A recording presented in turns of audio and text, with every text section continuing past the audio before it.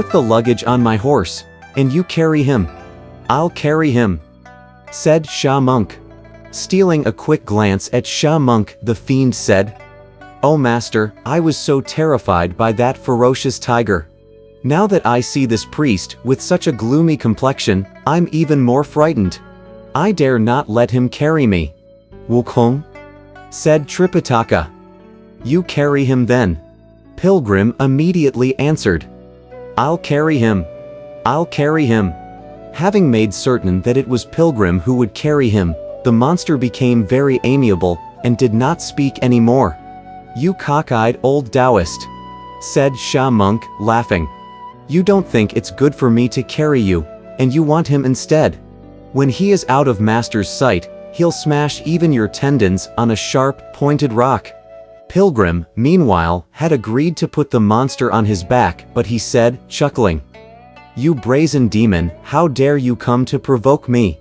You should have made some inquiry on how many years old Monkey has been around. Your fib can deceive the Tang monk, but do you really think you could fool me? I can tell that you are a fiend of this mountain who wants to eat my master, I suppose. But is my master an ordinary person, someone for you to eat? And even if you want to devour him, you should at least have given a larger half to old Monkey." When the demon heard Pilgrim muttering like this, he said, "Master, I am the descendant of a good family who has become a Taoist. It's my misfortune this day to have met this adversity of the tiger. I'm no monster. If you fear the tiger and the wolf," said Pilgrim, "why don't you recite the scripture of the Northern Dipper?" When Tripitaka heard these words just as he was mounting, he chided, "This wanton ape. Saving one life is better than erecting a 7-tiered pagoda. Isn't it enough that you carry him? Why speak of the classic of the Northern Dipper or the classic of the Southern Dipper?" When Pilgrim heard him, he said, "Lucky for this fellow. My master happens to be someone who is inclined toward compassion and virtue, but also someone who prefers external appearance more than inward excellence. If I don't carry you, he'll blame me, so I'll carry you, all right? But I have to make it clear to you. If you want to piss or shit, tell me first. For if you pour it down my back, I can't take the stink, and there is no one around to wash and starch my clothes when they are soiled. Look at my age," said the fiend. "You think I don't understand what you said?" Only then did Pilgrim pull him up and put him on his back before setting out on the main road to the west with the elder and Sha-Monk. When they reached a spot in the mountain where the road became bumpy, weaving up and down, Pilgrim took care to walk more slowly, allowing the Tang monk to proceed first. Before they had gone 4 or 5 miles, the master and Sha-Monk descended into a fold of the mountain and became completely out of sight. More and more annoyed, Pilgrim thought to himself, "Master is such a fool, even though he's a grown man. Traveling this great distance, one gets weary even if one were empty-handed, and he tells me instead to carry this monster. I wish I could throw him off. Let's not say he's a monster. Even if he were a good man, he should die without regret for having lived so long. I might as well dash him to the ground and kill him. Why carry him any further?" As the great sage was about to do this, the monster knew instantly of his plan. Knowing how to summon mountains, he resorted to the magic of moving mountains and pouring out oceans. On Pilgrim's back, he made the magic sign with his fingers and recited a spell, sending the Sumeru mountain into midair and causing it to descend directly on Pilgrim's head. A little startled, the great sage bent his head to one side and the mountain landed on his left shoulder. Laughing, he said, "My child, what sort of press body magic are you using to pin down old Monkey? This is all right, but a lopsided pole is rather difficult to carry." The demon said to himself, "One mountain can't hold him down." He recited a spell once more and summoned the mountain into the air. Pilgrim again turned his head and the mountain landed on his right shoulder. Look at him. Carrying 2 mountains, he began to give chase to his master with the speed of a meteor. The sight of him caused the old demon to perspire all over, muttering to himself, "He truly knows how to pull mountains." Exerting his spirit even more, he recited another spell and sent up the Tai Mountain to press down on Pilgrim's head. With this magic of the Tai Mountain pressing the head, the great sage was overpowered as his strength ebbed and his tendons turned numb.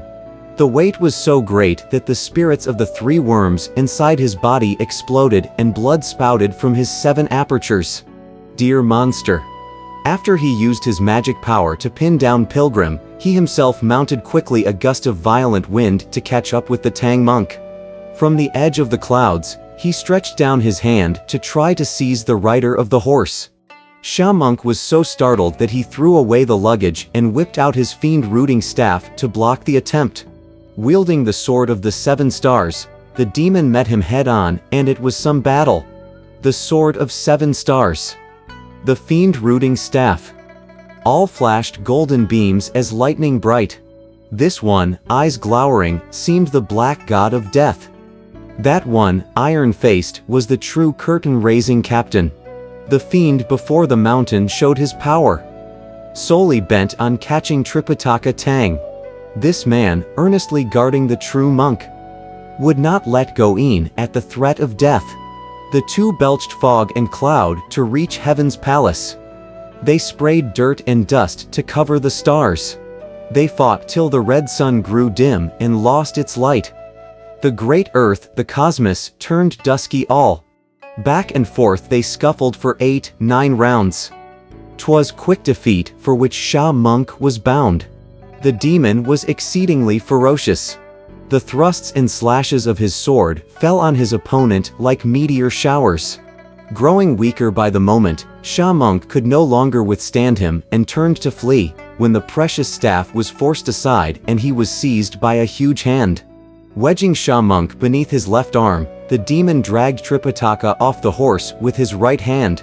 With the tip of his feet hooked onto the luggage and his mouth tugging at the mane of the horse, he used the magic of removal and brought them all to the Lotus Flower Cave in a gust of wind. Shouting at the top of his voice, he cried, "Elder brother, all the monks are caught and brought here." When the old demon heard these words, he was very pleased, saying, "Bring them here for me to have a look." "Aren't these the ones?" asked the second demon.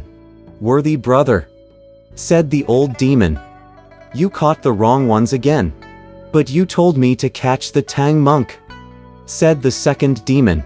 The old demon said, "It was the Tang monk, all right, but you did not manage to catch the able pilgrim's son. We have to catch him first before we can enjoy eating the Tang monk. If we haven't caught him, be sure not to touch any of his companions. That Monkey King, you see, has vast magic powers and knows many ways of transformation. If we devour his master, you think he'll accept that? He will certainly come to quarrel with us at our door, and we will never be able to live in peace." "Elder brother," said the second demon with a laugh, "you know only how to exalt others. According to your words, that monkey is unique on earth, and rare even in heaven. But as I see him, he's so-so only, with not many abilities." "You caught him, then?" asked the old demon. "He has already been pinned down by 3 large mountains that I summoned," said the second demon. "And he can't move even an inch. That's how I managed to transport the Tang monk, Sha Monk, the white horse, and even the luggage back here." When the old demon heard these words, he was filled with delight, saying, "What luck! What luck! Only after we have caught this fellow can the Tang monk be food in our mouths." He thereupon said to the little fiends, "Prepare some wine at once. Let's present to our second great king the goblet of merit." The second demon said, "Elder brother, let's not drink wine yet. Let's order the little ones to scoop Ju 8 Rules out of the water and hang him up." 8 Rules was thus hung up in the east side of the cave, Sha Monk in the west side, and the Tang monk in the middle. The white horse was placed in a stable, while the luggage was brought inside the cave. Smiling, the old demon said, "Worthy brother, what marvelous ability! You went out twice, and you caught 3 monks. Though Pilgrim's son, however, has been pressed beneath the mountains, we must find a way to bring him here so that he can be steamed together with the others." The second demon said, If elder brother wants to bring Pilgrim's son here, there's no need for us to move. Please take a seat. We need only order 2 little monsters to put him in 2 treasures of ours and bring him here. Which treasures should they take along with them? Asked the old demon. The second demon said, Take my red gourd of purple gold and your pure mutton jade vase.